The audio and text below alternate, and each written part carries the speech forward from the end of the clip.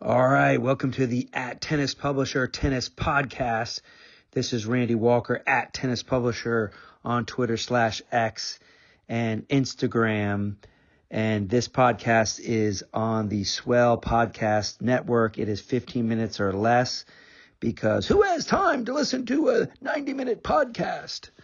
So this podcast is sponsored by newchaptermedia.com, the global leader in tennis book publishing. Go to newchaptermedia.com, buy a bunch of tennis books there, and become a smarter tennis fan. So, haven't done a podcast in a while. This is the fourth quarter of the tennis season, which many will argue is the least interesting of the quarters of the tennis season. And I have to admit, my interest in tennis does fade a bit after the U.S. Open, so I know I'm not alone there. My focus, being a University of Georgia graduate, goes strongly in favor of college football and Southeastern Conference football.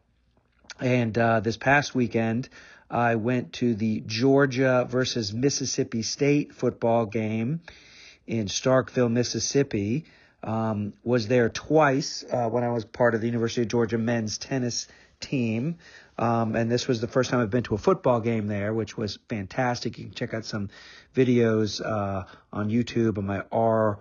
Walker Travels YouTube channel with some great commentary and so forth there. But I flew into Memphis, Tennessee before driving down to Starkville. And when you're in Memphis, one of the things you have to do is you have to visit Graceland, the home of Elvis Presley. And this is the topic of this podcast is Elvis Presley, what racket sport contributed to Elvis Presley's death? And I found this fascinating when I did the tour of Graceland. The tour of Graceland that incidentally cost $87. That's the cheapest tour you can get. And they ding you for $10 for parking. So it was a $97 morning for me at Graceland. You have to do it. So, it's just the expense you have to do. I mean, obviously I won't do it again, but you got to do it. So, but as I'm going on the tour there, you go through the living room, the kitchen, the TV room, etc. And then they take you to this building where Elvis had his own racquetball court built at Graceland. And that was very surprising to me. There's a plaque there that talks about how Elvis got into pickleball.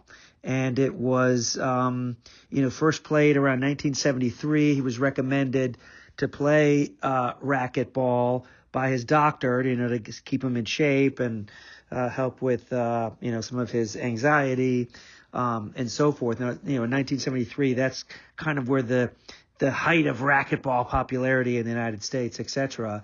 In 1975, he had his own personal racquetball court built at Graceland for a cost of $250,000. Prior to that, Elvis would just play and pick up games at Memphis State University or the YMCA in Memphis.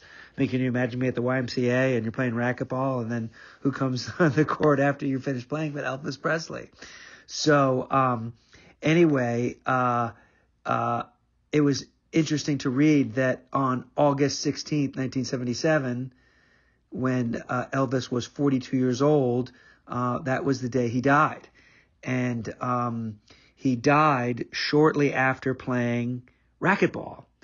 And, I read that it was 4 o'clock in the morning, and he called his cousin, Billy Smith, to play racquetball with him. Elvis, was a night owl, and just with a lot of the prescription drugs he was taking, and he was on sleeping pills and all that kind of stuff. But he called his cousin to play racquetball at 4 o'clock in the morning, and they played. And, the racquetball complex is really cool. I mean, it's really it's like a little mini country club racquetball complex. We have the racquetball court, then you have a little lounge with some nice lounge chairs. There's a pinball machine. There's a piano, and Elvis would, play piano there when they're resting and sing songs. And they had a little bar there and so forth. So he called his cousin at 4:00 in the morning to play racquetball. And of course, the cousin came and so forth, and played for a bit. And then Elvis retired, to his room, and with his fiancee, girlfriend. He divorced Priscilla Presley, his wife, and the father of Lisa Marie Presley, and retired to the bedroom, went to the bathroom, and died in the bathroom of a heart attack. The heart attack, was it, was the strenuous racquetball outing that he had with his cousin contribute to his heart attack? Maybe so. But it was interesting to read how the king loved racquetball. And I also was reading in one of the other museums that's on the other side of the street of Graceland. They actually displayed Elvis's racquetball rackets. His favorite racket was red, and he called it the red guitar. But in one of those displays, they were talking about how he loved racquetball so much that he also tried to get involved in a racquetball franchise business, or he was approached about it, and they were going to have Elvis Presley racquetball franchises around the country. But it didn't get off to a good start, and he eventually pulled out of the deal because it wasn't going well, and it just was going to be a failure. So they pulled the plug on the racquetball franchise.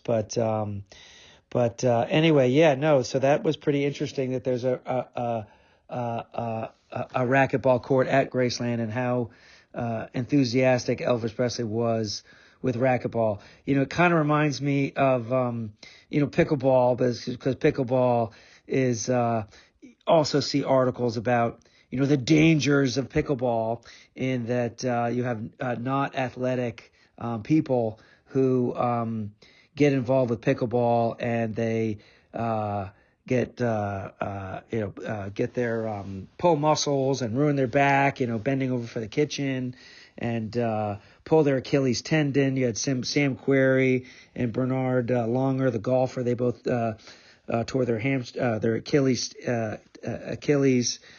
playing pickleball, etc. And Elvis, certainly in his later years, was not athletic. And, while it was good that he was getting some exercise, did he overdo it on that last day of his life when he played racquetball 4:00 in the morning, and did that contribute to his heart attack? It would have been interesting if Elvis had played tennis. I don't think there's any proof of him playing tennis, etc. So anyway, if you are in Memphis, save up some money.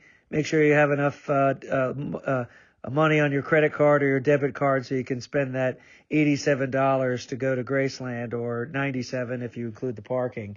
But it's, when in Rome, you got to do it. So anyway, so that's just a little observation I had. Mississippi State was great. Highly recommend going to Starkville, Mississippi, if you have a chance to go to a football game. I was there for two SEC tennis matches, Georgia against Mississippi, and also we had the 1989 SEC championship there in Starkville. So I have great memories of Starkville from that, and I have a lot more from this past trip. So also visited University of Mississippi and their tennis complex there, which is right on campus. Beautiful campus at Ole Miss. Both have beautiful campuses. So highly recommend that. So if you head through Mississippi and Memphis in Southwest Tennessee. Those are some destinations to go to. So anyway, we'll be doing a little more podcasts here as the season winds down. We got NCAA tennis at the USCA National Campus coming up. I'll probably do a podcast then. But hey, Christmas is coming up, so go to that newchaptermedia.com website. That's a great place to get some tennis books for the tennis fan in your family or your secret Santa or the friend that you have that loves tennis. It's a great place to buy some books and an easy Christmas gift for the tennis fan that you know. So anyway, for the @Tennis Publisher Tennis Podcast, this is Randy Walker.